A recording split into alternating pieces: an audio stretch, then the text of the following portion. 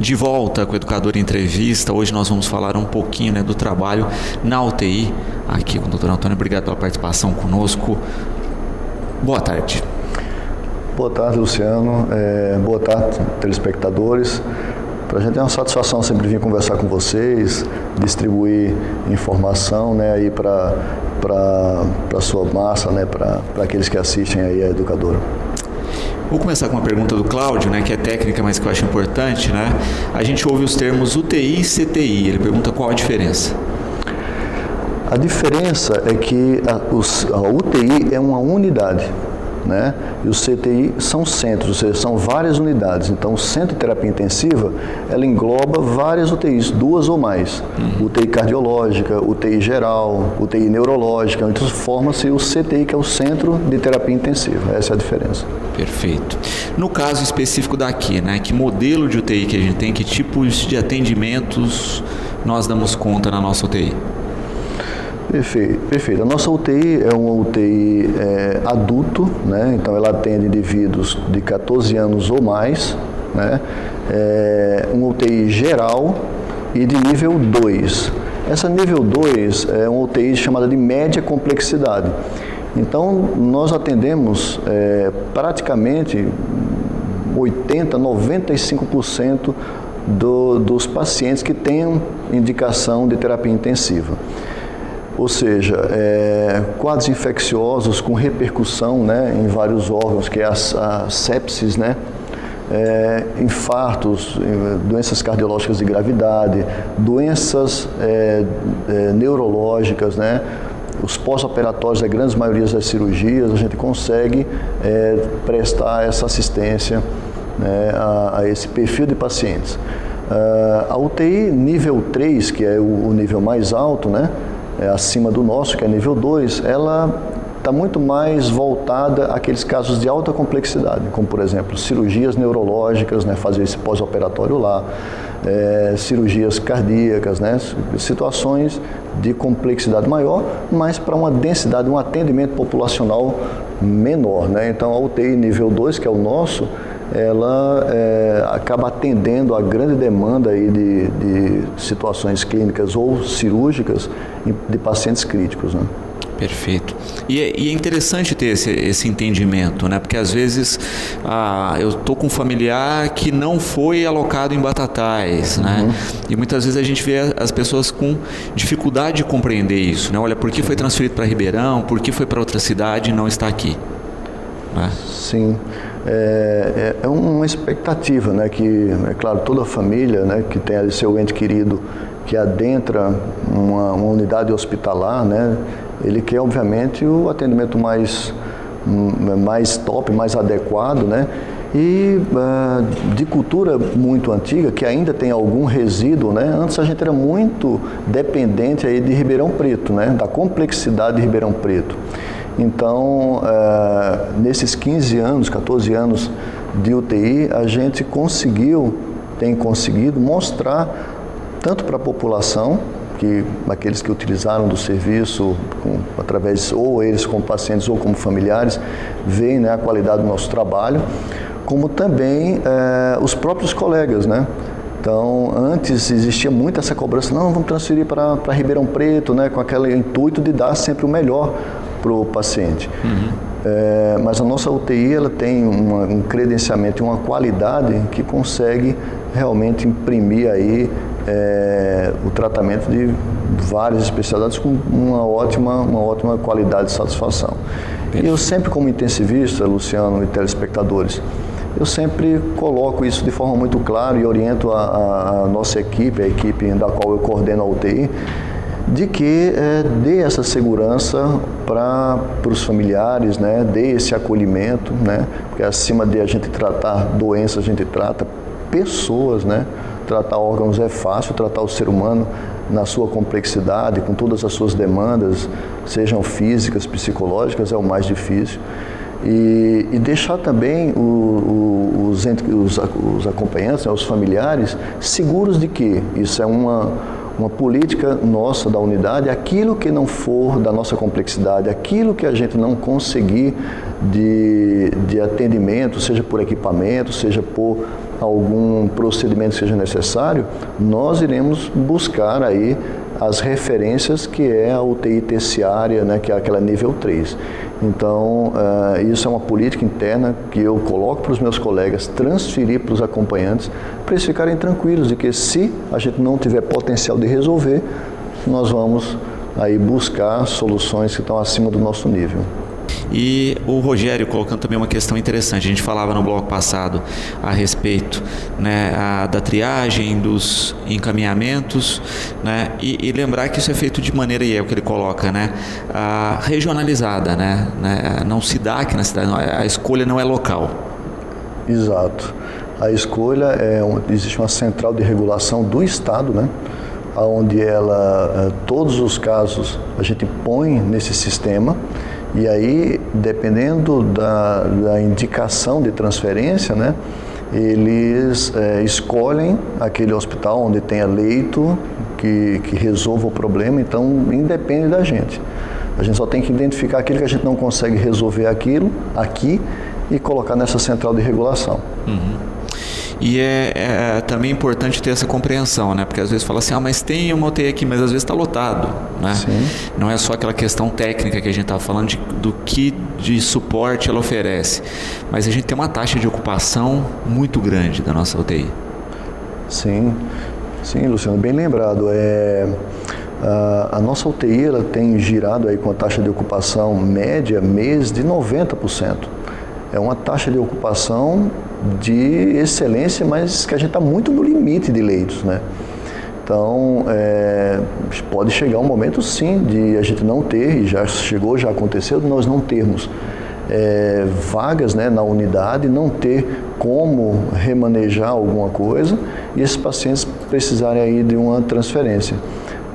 Mas deixo aos munícipes, né, que na medida do possível a gente tenta fazer de um tudo para absorver o nosso paciente aqui, né, dar assistência dele localmente, né. Uhum.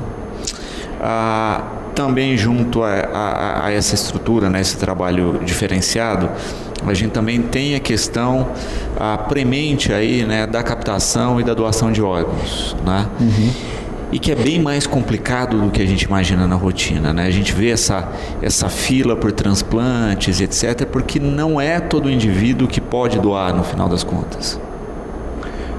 Sim, a captação de órgãos, existe todo um regimento, né, uma resolução, tanto a nível de entidades médicas como também jurídicas, né, para que a gente faça realmente uma captação de órgão correta, né, ou seja, em pacientes que têm uma indicação de serem doadores, tanto pela qualidade dos órgãos, como também principalmente pela detecção aí da morte encefálica.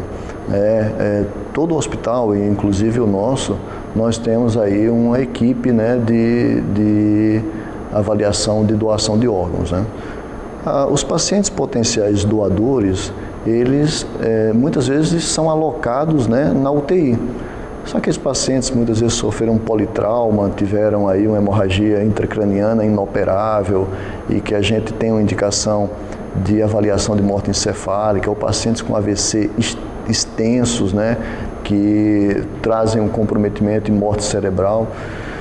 Só que assim, não é só a identificação da morte cerebral, né, que é uma das responsabilidades primárias, mas ver realmente contraindicações para captação. Muitas vezes os pacientes sofreram, por exemplo, um politraumatismo, Luciano, isso acabou gerando depois um quadro infeccioso, sistêmico, o que é uma contraindicação à doação de órgãos. Houve, em virtude do trauma ou do AVC extenso, algum comprometimento orgânico mais sério. Então, é algo muito complexo, né?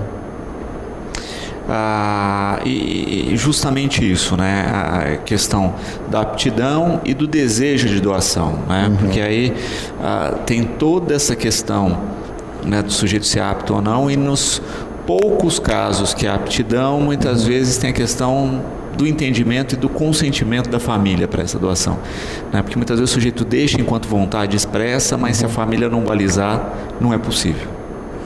Sim, isso é uma outra barreira assim importante, né? Ainda que culturalmente a gente tem aí muita limitação e a gente compreende também que o momento no qual a gente aborda, né, a família a respeito da captação é um momento extremamente delicado, mas que o tempo corre contra essa decisão, né? Ou seja, enquanto há um amadurecimento por parte da família, que muitas vezes acaba, né, levando a discussão a outros membros, né, aquele corpo que na verdade só doa quem está em morte encefálica, ele passa a ser um corpo, né, vai se deteriorando. Então, é muito importante a todos vocês, a nós todos, né, discutirmos, levarmos, né, à mesa das nossas casas, né, nosso domingo aí com nossos filhos, com os nossos parentes, né, a importância de deixar isso muito claro em vida, que do desejo, né, de fazer a doação, porque ainda é uma barreira muito, muito grande, né? E a doação de órgãos, além de ser um ato de amor gigante, né? Isso muda a qualidade, gente, de vida de muitas pessoas, né? Sem dúvida. Você, como a gente vê, pacientes doentes, renais crônicos que estão na fila de transplante, ficar se submetendo a hemodiálises, né, semanais, 3, 4 sessões. Pacientes muitas vezes da minha área como cardiologista, insuficiências cardíacas muito graves, né, em que um transplante muda completamente a vida daquele indivíduo, né?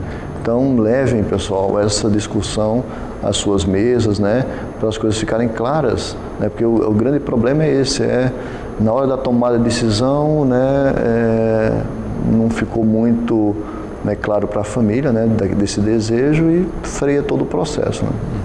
Então essa conversa na rotina familiar é muito importante, né? E com certeza faz toda a diferença. A gente sempre, quando tem um caso mais famoso, né, viu essa questão do apresentador do Gugu Liberato aí, né, o quanto isso de certa forma também sensibiliza e auxilia, né, nessa mobilização da doação, né? Sim, porque traz à tona, né, desperta aí um assunto que está sempre muito sublimiar, né? Falar da morte ainda tem muito preconceito, muito medo, né? Mas é a coisa que a gente tem mais certa, né? A gente já nasce morrendo, né? Então é muito importante a gente encarar isso como um fato concreto que nos vai acontecer em algum momento, né? E levar à tona aí nesse momento o que é que nós vamos fazer, né? Que postura nós gostaríamos que nossos familiares tivessem na hora, né, desse evento, né? Então, uma situação como essa do Gugu realmente é importante para trazer à tona essa questão, esse assunto, e a gente aproveitar. A gente vê hoje, sabe, Luciano, falando até com os meus filhos e parentes, né, mais jovens, eles têm a cabeça muito mais preparada nesse aspecto, né? Eles já têm isso muito mais sedimentado, né?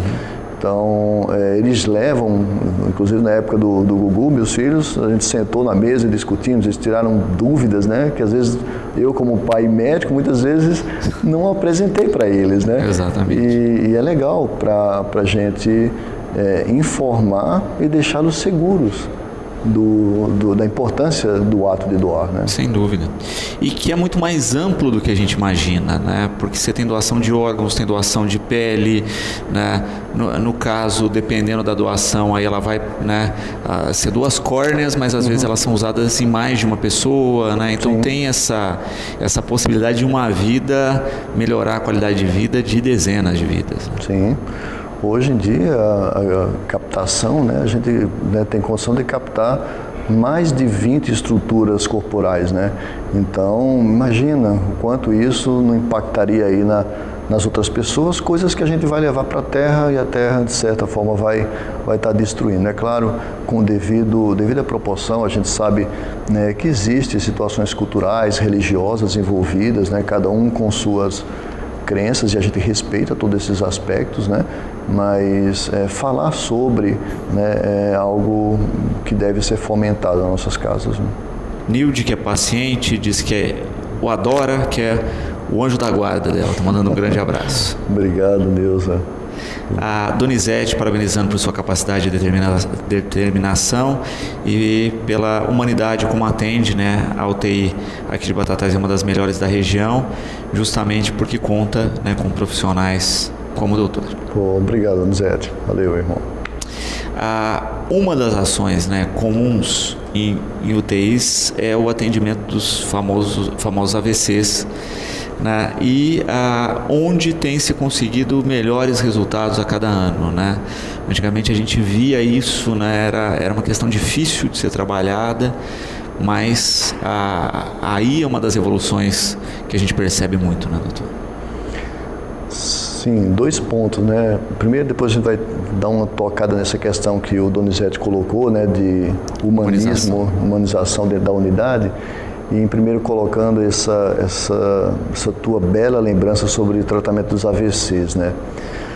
O AVC é uma patologia que antes a gente fazia muito mais assistência na UTI de proteção à vida do que minimizar os danos neurológicos. Até um tempo atrás, a gente cuidava da repercussão respiratória, do AVC, controle de quadros infecciosos que pudessem evoluir com problemas renais, controles de pressão, ou seja, como diria um grande neurologista amigo meu, o Bordini, fala, vamos manter o paciente vivo, porque a gente não tinha recurso terapêutico para tratar esses doentes. E uma das grandes e maiores felicidades minhas em particular, nossa do corpo clínico e da neurologia da Santa Casa, é que a gente está conseguindo desenvolver um projeto piloto aqui em Batatais para tratamento de AVCs em fase aguda. Primeiro conceito, né? O que é um AVC de fase aguda, né? É aquele indivíduo que evolui com os déficits neurológicos, né? Que pode ser representado das mais diversas formas, né? Queda de braço, perca de força, alteração de fala, de forma aguda. Por exemplo, o indivíduo iniciou sintomas, em até 4 horas e meia, nós consideramos essa fase hiperaguda. Se esse indivíduo for diagnosticado e nesse período ele chegar na UPA, hoje nós temos um projeto que é fantástico, belíssimo, empolgante, maravilhoso pelo impacto que ele tem, que é o uso de uma medicação chamada trombolítico, que é uma droga que dissolve o coágulo que está obstruindo a artéria do cérebro, gerando aí uma melhora dos déficits e até mesmo, dependendo do tempo em que ele chegou para o atendimento, até recuperação plena dos déficits, né? Então, nós conseguimos, junto do HC, fazer um trabalho pioneiro de telemedicina. O que é isso? A gente montou essa parceria, onde o pessoal, a neurologia do HC, eles ficam 24 horas, 7 dias por semana, através de um aplicativo que a gente tem no nosso celular e tablets dentro do hospital. E também treinamos o pessoal da UPA e do SAMU, identificando esses pacientes, a gente começa todo um protocolo, um ciclo de conversas e discussão do caso, para ver a indicação, ou seja, se cabe usar essa medicação. Nós, nesse período de 4 meses que a gente está nesse projeto, nós conseguimos trombolizar, usar essa medicação em 4 pacientes. Desses pacientes, 2 deles houve uma recuperação quase que total dos déficits, o que é maravilhoso você ver uma pessoa chegar sem conseguir falar, com o lado direito do corpo totalmente paralisado, como foi o caso de uma senhora jovem até, que chegou para o nosso atendimento. Ela chegou com mais ou menos 1 hora e meia de atendimento. E esse caso foi um caso, Luciano, desculpa até esse tempo para explorar, porque eu achei uma coisa bem legal. Esse caso foi um caso muito marcante, né? Porque nós conseguimos, através dessa parceria que a gente tem com o HC, identificar o AVC aqui na UPA rapidamente, né? Porque por conta desse treinamento que o pessoal teve, transferir para a Santa Casa. Dentro do início dos sintomas, a chegada na UPA acho que foi 30 minutos, da UPA à Santa Casa 20 minutos, recebeu a medicação dentro da sala de tomografia, depois que nós avaliamos a tomografia junto com o pessoal do HC, que essas imagens vai para lá, e daí nós conseguimos transferir para o HC e chegou lá com 3 horas e meia. E foi um caso inédito no Brasil, inclusive. Nós temos aqui em Batatais um estudo, um trabalho, um projeto, onde foi inédita essa situação. Geralmente, dentro do mesmo hospital, eles fazem o cateterismo depois de uma trombólise, né? Nesse caso, foi intercidades. Então, foi muito gratificante, a gente está muito feliz com esse projeto, a gente está desenvolvendo ele um pouco mais, lutando aí pelo credenciamento. Existe um credenciamento, pessoal, que é feito pelo SUS, né? O governo federal vai estar aprovando essa unidade, já passou aqui por Ribeirão Preto, está em São Paulo, estamos esperando aprovar para credenciar a unidade e poder ampliar esse atendimento. Por enquanto a gente está atendendo mais os munícipes da cidade pelo grande esforço. Isso tem que ser muito reconhecido da Prefeitura, através da Secretaria de Saúde. Foi uma conversa que nós tivemos com a Luciana, que encampou, abraçou com a gente esse projeto junto com o AVC, que está bancando, né? Ou seja, a Prefeitura está pagando essa medicação, já que a gente não tem o credenciamento, para a gente beneficiar os nossos munícipes. Então, foi uma atitude assim, muito louvável e humanística aí da Secretaria de Saúde, né? Então, aproveito para agradecer aí a Luciana Nazar, o senhor prefeito, né, por ter entendido a importância desse projeto, enquanto ele vai se sustentar, né, com esse credenciamento. E é interessante observar isso, né? O quanto, como nós colocávamos, evoluiu, né? O quanto a qualidade de vida do paciente também, né? Porque antes é aquela coisa, né? Se mantém vivo, mas, né, com uma série de problemáticas associadas, né? Eu acho que o que impressiona do novo tratamento é essa questão, né? Não, olha, recuperação muitas vezes completa, né? Índice de algum problema restante muito residual, né? E do como a compreensão do funcionamento tá cada vez maior. Lembrando que é isso, né? São os AVCs de obstrução e não de rompimento de artérias, você deixa muito claro isso. Sim. Existem 2 tipos de AVC, né? Que é o AVC isquêmico, que é quando obstrui uma artéria, que é aí que se aplica essa medicação. Existe um outro tipo de AVC que são os hemorrágicos, que é pela ruptura de uma artéria do cérebro, onde não cabe o uso desse medicamento. No tocante ao crescimento, né, a ampliação do potencial de assistência do cuidado hoje no paciente,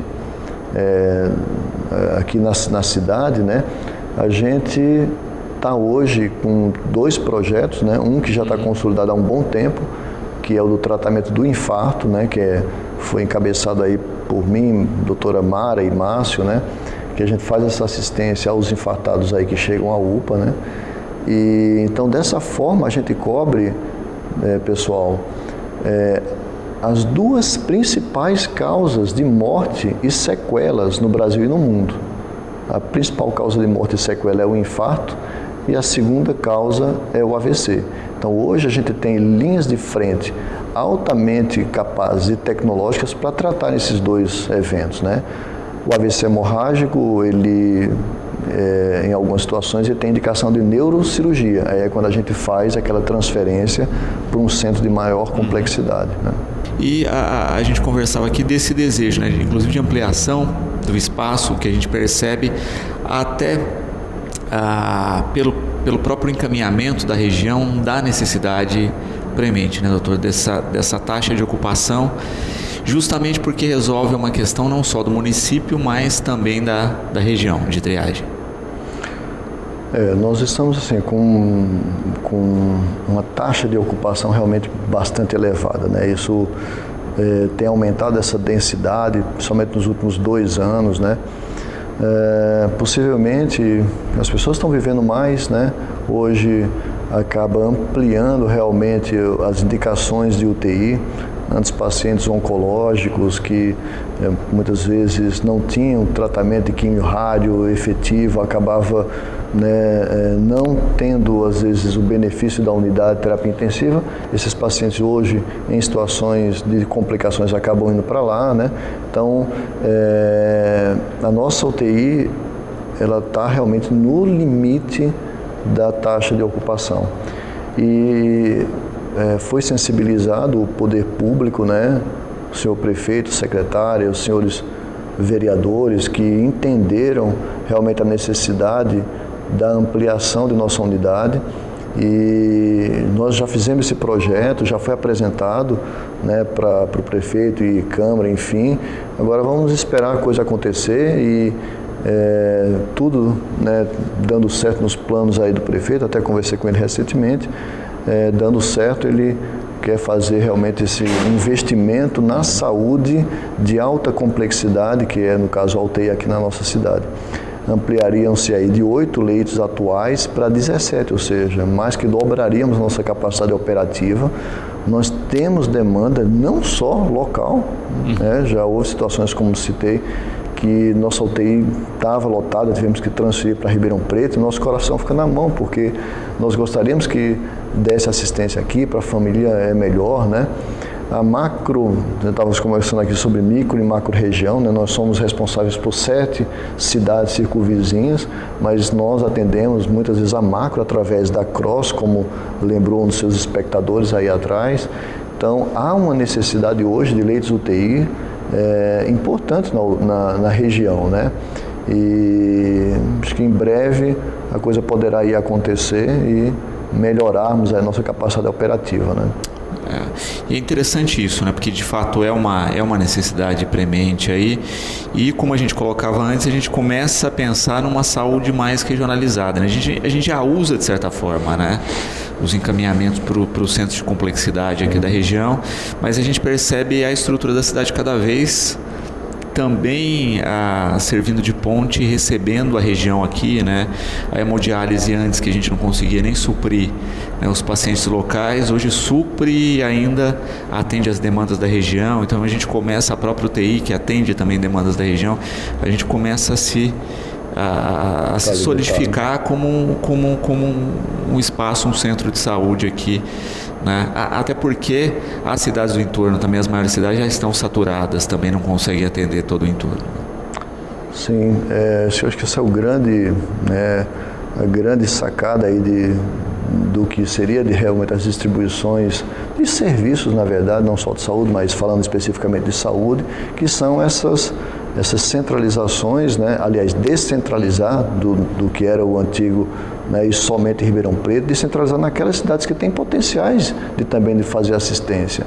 Essa questão do projeto AVC foi exatamente isso, ou seja, você tirar um trabalho do HC que dá para a gente fazer aqui, né? Então esse pensamento de a gente ter realmente um trabalho de assistência regional é o nosso objetivo. Nós temos potencial para isso, humano, nós temos excelentes colegas que dão assistência aqui no nosso hospital, colegas desde médicos, né, própria enfermagem, tudo isso tem crescido muito nesse período, como também de parque tecnológico e também de leitos, né? Agora com a UTI, com essa ampliação, a gente vai conseguir ser mais macro-regional do que nós já somos.